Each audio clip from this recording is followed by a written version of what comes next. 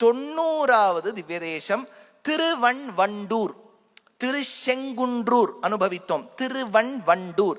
இங்க பெருமாளுக்கு பாம்பனை அப்பன் கமலநாதன் பேரு. கமலவல்லி நாச்சியார் பிரம்மா சனத்குமாரால சிருஷ்டித்து சொன்னார், நீங்க எல்லாரும் கல்யாணம் பண்ணிட்டு நிறைய குழந்தைகளை பெற்றுக்குங்கோ, அது ஒரு உலகம் க்ஷேமமாக இருக்கும். அதுக்குள்ள நாரதர் இந்த சனத்குமாராலும் போட்டு ஒரே பிரெயின் வாஷ் பண்ணி விட்டுட்டார். What is the use of marriage, don't get it, is லாஸ்ட் ஆஃப் ரெஸ்பான்சிபிலிட்டி தெரியுமோ, then you have to go to school, you have to take admission from 1 year before if you have children, lots of problems. சனத்குமாராஸ் சமஜ்ரேயோனா அப்படின்னு சொன்னோடனே சனத்குமாரால் சொல்லிட்டா, இனிமே நான் கல்யாணமே படிக்க மாட்டேன்னுட்டா.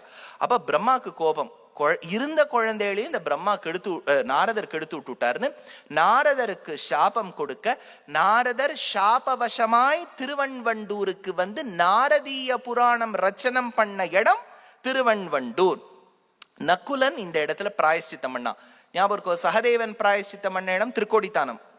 அர்ஜுனன் பிராயஷ்சித்தம் பண்ணது திருவாரன்விளைங்கிற ஆரன்முளா. யுதிஷ்டிரன் பண்ணது திருச்செங்குன்றூர்.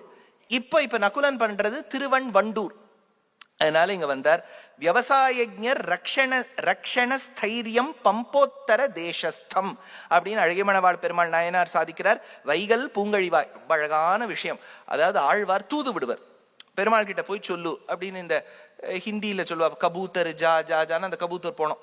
அதனால இப்போ பெருமாள் கிட்ட போய் பறவையை தூது விட வேண்டும். ஷேர்பாரை பட்சிகளாக்கி, அதாவது எப்பவுமே பாயிண்ட் ஏலேந்து பாயிண்ட் பி போனோம்னா ஒரு மெசஞ்சர் கூட்டுன்னு போனோம். அதனால பட்சிகளை கூட்டு ஆழ்வார் சொல்வார். 1 4வது திருவாய்மொழி முதல் தூது விட்டார். அம்சரைய மடனாராய் அழியத்தாய் நீ உண்மின் அம்சரைய சேவலுமாய் ஆவாவென் எனக்கருளி வெம்சரைய புள்ளு உயர்த்தார்க்கு என் விடுதூதாய் சென்னக்கால் அவன் சிறையில் அவன் வைக்கில் வைப்புண்டால் என் செய்யுமோ அப்படிங்கிறது முதல் தூது. இது 6 திருவாய்மொழி. வைகல் பூங்கழிவாய் வந்துமேயும் குறுகினங்காள் செய்கொள் சென்னல் உயர் திருவண்வண்டூர் உரையும் கைகொள் சக்கரத்து என் கனிவாய் பெருமானைக் கண்டு கைகள் கூப்பிச் சொல்லீர் வினையாட்டியேன் காதன்மையே அப்படின்னு ஆழ்வார் தூது விட்டது விதேசம் திருவண்வண்டூர்.